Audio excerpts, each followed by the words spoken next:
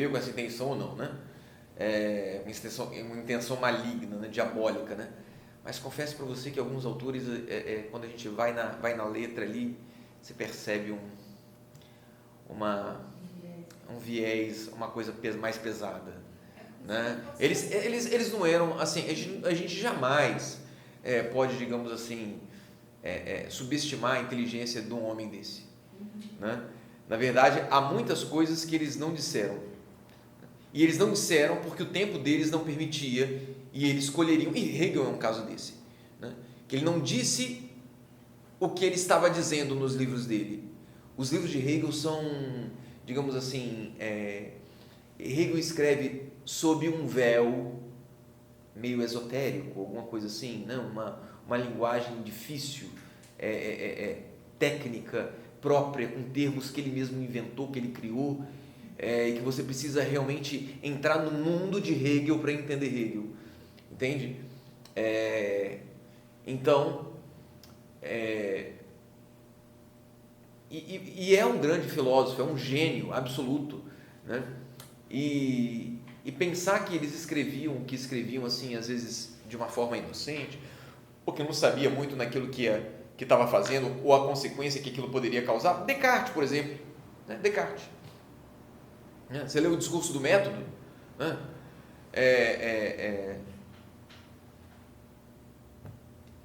Não tem nenhum inocente ali, meu Deus do céu, René Descartes, né? Eu digo, olha de quem que eu estou falando, né?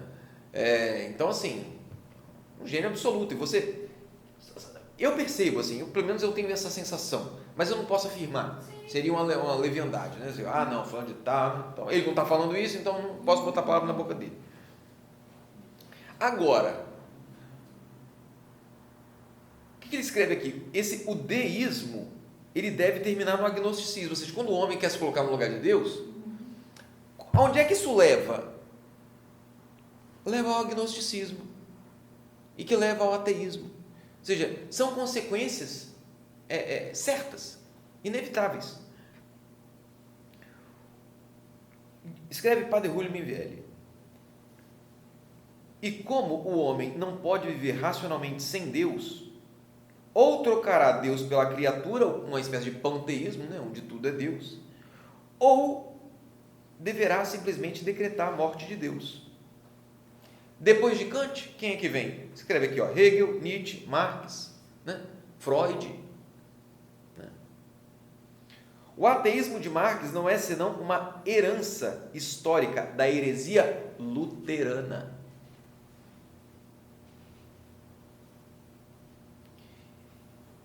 Ele diz aqui,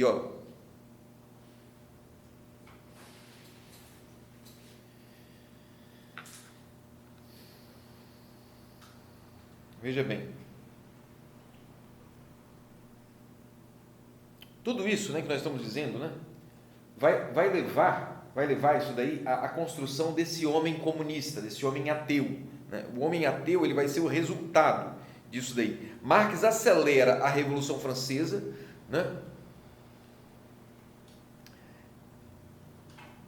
Essa construção, né, da destruição total, né, da metafísica, aquilo que já vinha sendo plantado antes.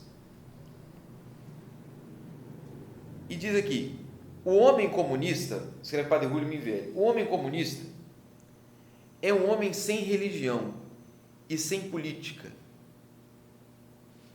sem relação com um Deus, eu digo sem religião, obviamente, todo mundo já entendeu isso, sem política, porque o homem comunista, obviamente, ele não faz política, ele simplesmente é um parafuso, ele não toma nenhuma decisão política, ele não participa mais, né? Ele não é um cidadão em um mundo democrático sequer, né? E também porque ele não está mais no campo da virtude, então não tem por que falar de política. Então, o homem comunista é um homem sem religião e sem política, sem relação com um Deus transcendente ou com seus semelhantes. Porque não existe o semelhante para o homem comunista. Isso é interessante, né? O outro é aquele que eu posso e devo denunciar, né? Lembremos aí, né, 1984, né? Sempre sempre um motivo para denunciar, né? Na verdade, se incentiva, em alguns casos, até mesmo as crianças denunciarem os pais, né? Em muitas sociedades comunistas, né? A criança é ensinada na escola, se ela vê alguma coisa em casa, ela conta para a professora e daí, né?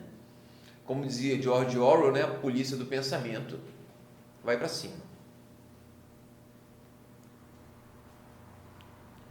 Então ele diz aqui, o homem comunista é um processo que se inicia na reforma e deve terminar no homem comunista. O processo que se inicia na reforma deve terminar no homem comunista, puro instrumento de produção de bens econômicos. Ele não é mais nada, ele só é uma coisa, né? É a dimensão da coisa. A destruição da politicidade do homem, que aconteceu, né, com o liberalismo, aqui, ó, nós tivemos aquele natural ainda era político, né, da nobreza, né? O animal já é o liberal destruindo o nobre e a politicidade, simplesmente o homem econômico, né? A destruição da politicidade do homem como uma relação essencial, constitutiva, é tarefa própria do liberalismo. A Revolução Comunista investirá precisamente contra essa economicidade. Então, essa última revolução da coisa contra o animal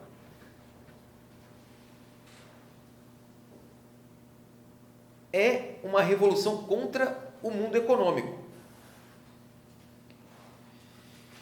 Olha essa luta que ele coloca aqui, que eu achei muito interessante também, entre politicidade e liberalismo, né? Ou seja, entre a política do nobre e o liberalismo econômico, né? Ele diz que a politicidade é uma mera relação, que a politicidade que determina e dá origem a uma relação humana para a suficiência completa do viver humano. O homem procura outro homem enquanto quer estabelecer relações de pura humanidade, né? Relações de virtude, né? De construção do seu mundo, da sua sociedade, da sua cultura. Estas relações não apenas fornecerão bens econômicos, mas, acima de tudo, bens intelectuais e morais. Percebe? Isso vindo da politicidade. Agora, o liberalismo não está interessado em bens intelectuais e morais. Ele está interessado apenas na liberdade. Liberdade em direção à posse de bens econômicos. Então, o liberalismo não busca a verdade nem busca o bem. Busca apenas benefícios econômicos, o seu bem-estar animal. Possui riquezas naturais ou artificiais, o que proporciona um deleite especificamente animal. Então, olha só. Vamos lá.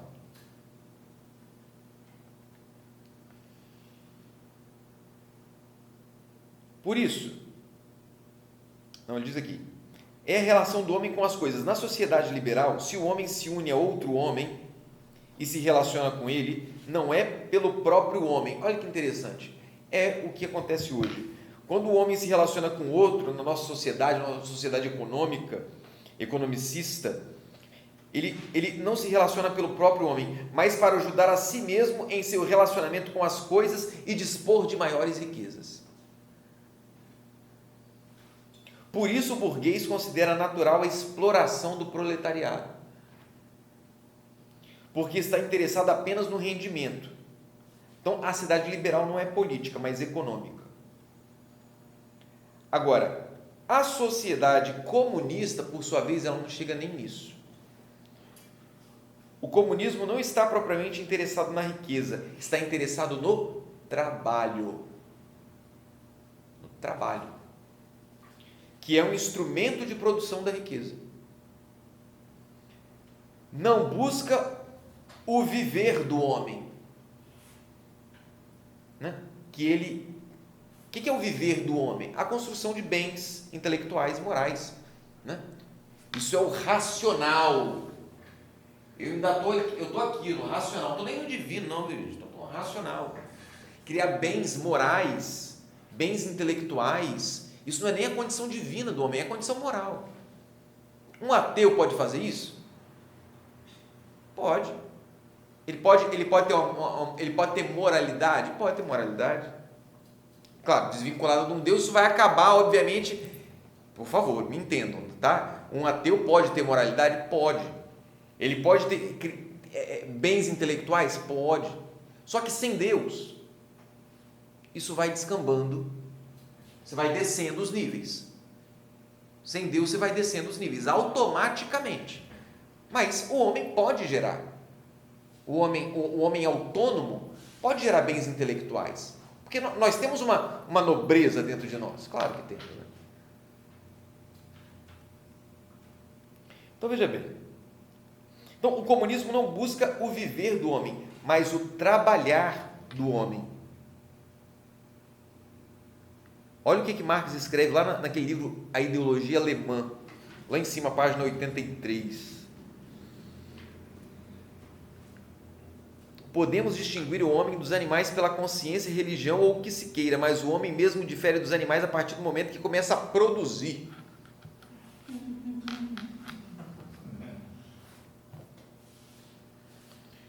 Ao produzir seus meios de vida, produz sua própria vida material, que é o que para ele importa, não tem outra coisa também, né?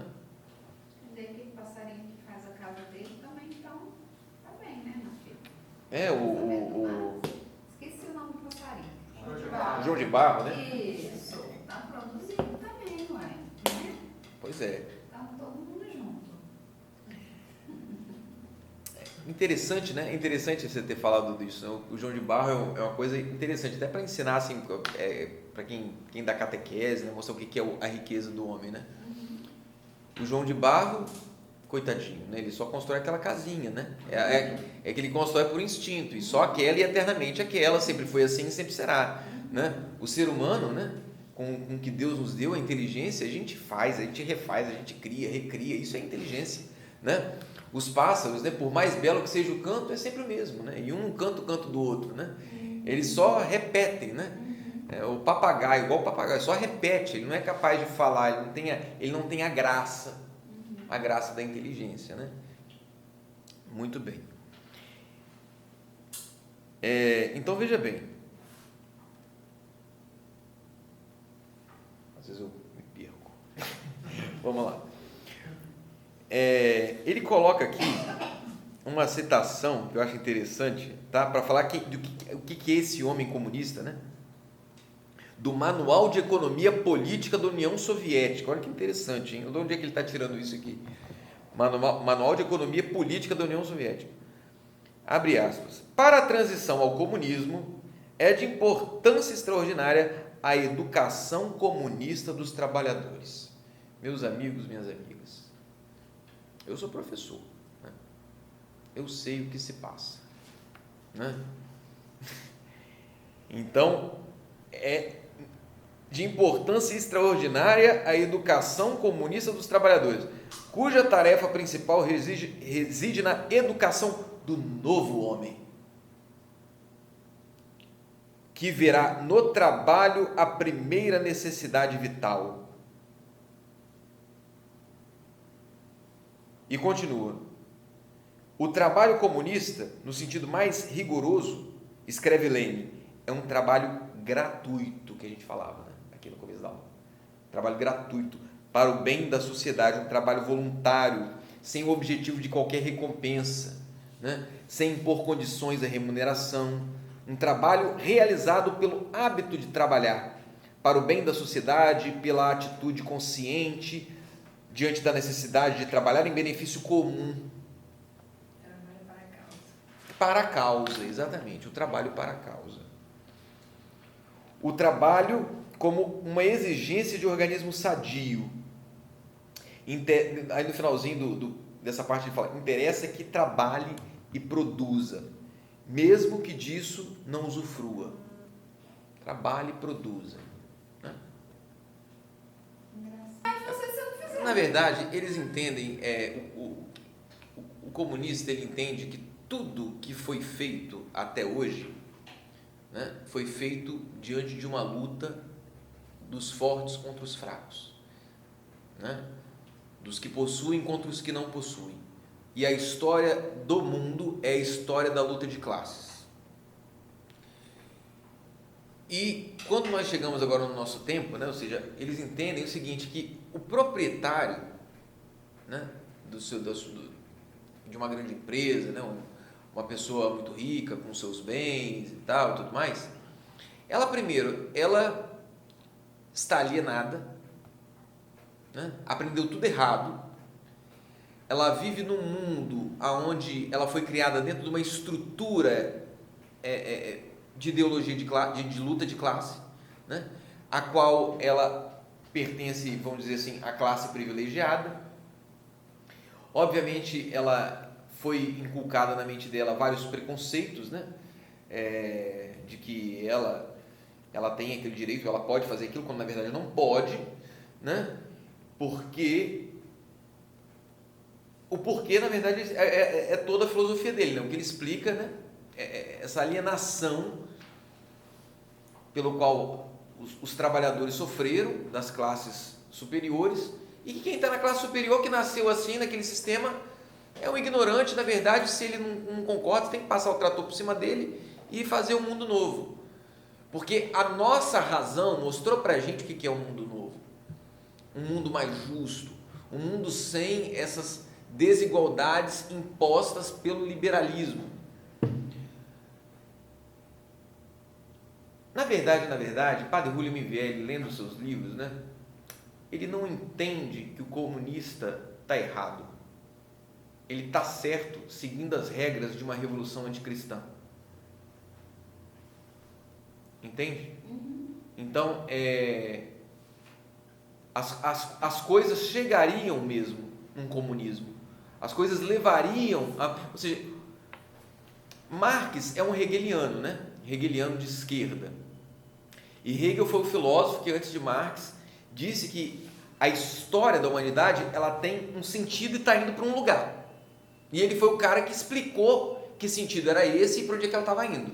Depois Marx faz a interpretação dele, né? Então, em Marx existe essa ideia porque ele era um hegeliano. Então, acredita que a história está indo para um lugar, necessariamente. A nossa razão agora consegue ver isso. A história está indo para um lugar. Está indo para onde? Segundo Marx, está indo para o comunismo. E necessariamente a gente vai para lá. As etapas que vieram antes é que nos levam para lá. É por isso que ele diz aqui, não tem sentido você querer combater o comunismo com as coisas ou as ideias que nos levaram ao comunismo. Então, por exemplo, não tem como você combater o comunismo com o liberalismo. Não tem como combater o socialismo com o capitalismo. Uma coisa vai levar a outra. A gente precisa voltar para a cidade católica, né? E esse desenvolvimento todo que nós fazemos sem Deus, ele não nos leva a um progresso. É o que ele fala no último item desse capítulo aqui, né? Nos leva a uma regressão. Vai, né? É o que a gente está explicando, né? Abandonou Deus, você vai regredir até o estado de coisa.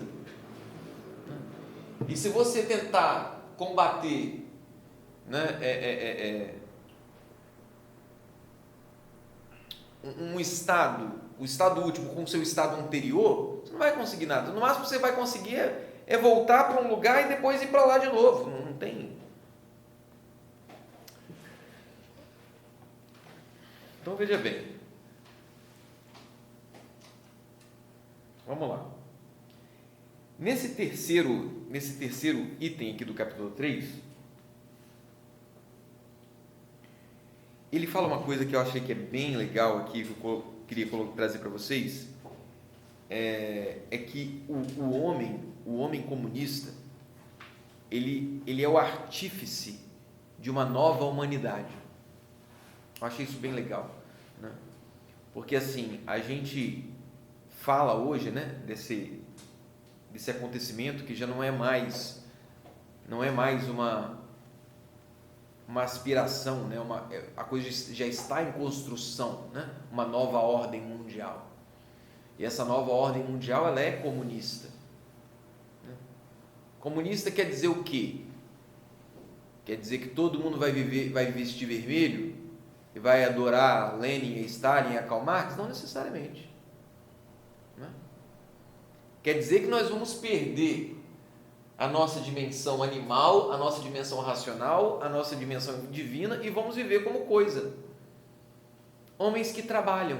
Para quê? Para comprar celular, para comprar carro, para ter casa, para viajar no final de semana, né? Para ir para a balada e acabou. Você é só isso. Né?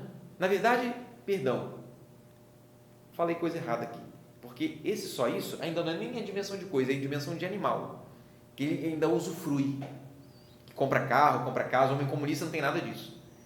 Ele não tem casa, ele não tem carro, ele não tem nada, tudo é do Estado. Né? Ele não tem a propriedade privada. Agora veja bem, ele diz aqui,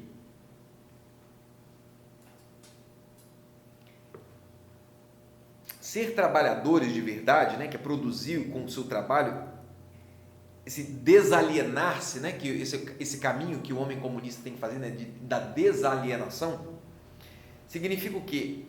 Assumir o controle e o governo da produção.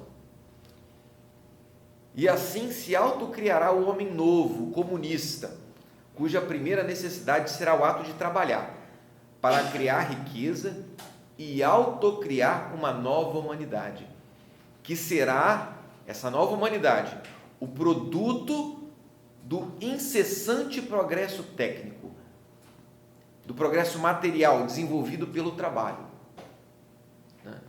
Então, hoje, né, o nosso povo tem gritado, né? Viva a ciência! Viva a ciência!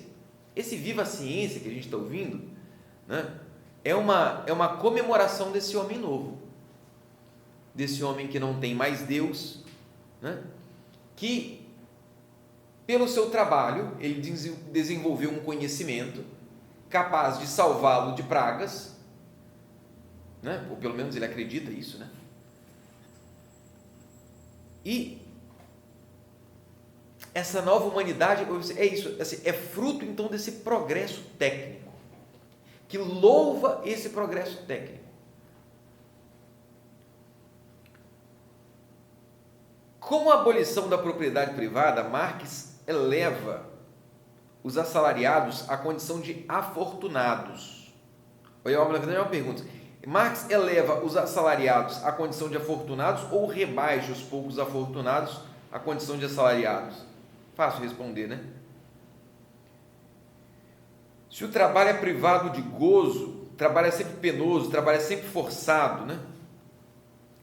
Esse trabalho da cidade comunista, né? Um trabalho forçado. O homem é privado da vida religiosa, da vida política, é condenado ao trabalho forçado. O homem comunista não tem gozo divino, não tem o gozo divino da contemplação de Deus. Não possui o gozo humano que a convivência política proporciona, né? Ele não tem convivência política, né? Vide os nossos irmãos chineses, né? Eles não gozam dessa dimensão, definitivamente, da dimensão política. Eles não gozam da dimensão política. Não possui também o prazer animal de usufruir dos bens econômicos. Ele coloca isso aqui, mas hoje isso é diferente. Realmente, na década de 60, quando ele escreveu esse livro, né, o comunismo nunca tinha conseguido permitir aos seus homens comunistas bens, conforto, nunca. Né? Hoje, a China conseguiu fazer isso. Né? Com uma política liberal, né, extremamente agressiva, né? Uma economia liberal, perdão, né, extremamente agressiva, e uma política comunista interna. Ele é um puro trabalhador, escravizado a trabalhar em prol da grandeza coletiva, em prol da grandeza do partido, né? Mas hoje, graças a essa revolução industrial atual do século, a revolução do final do século XX, agora do século XXI, eles conseguiram isso, né? E aí você coloca mesmo o povo ajoelhado, né? Porque o comunista agora ele não está mais na miséria. Em alguns lugares, né? Hã? Em alguns lugares. Em alguns lugares sim, mas se a coisa andar... Por que sim? Porque muitos desses países que são comunistas, eles se fecham, como Cuba, como a Venezuela, são excluídos do mercado, né? Ou a Coreia do Norte. A China não é assim. A China quer fazer negócio, quer levar vantagem no negócio, né? E aquilo que eu falei, se você vê as grandes cidades da China, né? Procura lá um vídeo para você conhecer o que são as grandes cidades da China. Você vai ficar besta. Eu pelo menos fiquei, né? Eu saí de uma bolha quando eu comecei a procurar por curiosidade, né? Porque não tem tanta coisa assim também, né? Mas, meu Deus, você vê as cidades chinesas, é um luxo, é uma coisa de louco. Mas no interior acho que eles têm muita pobreza. Não, mas sem dúvida. Acontece que a pobreza antes era em todo lugar. Né? Ninguém tinha nada. E outra coisa, eles não têm liberdade hoje, mas também eles não sabem o que é isso, eles nunca tiveram liberdade. Historicamente, o chinês não sabe o que é liberdade.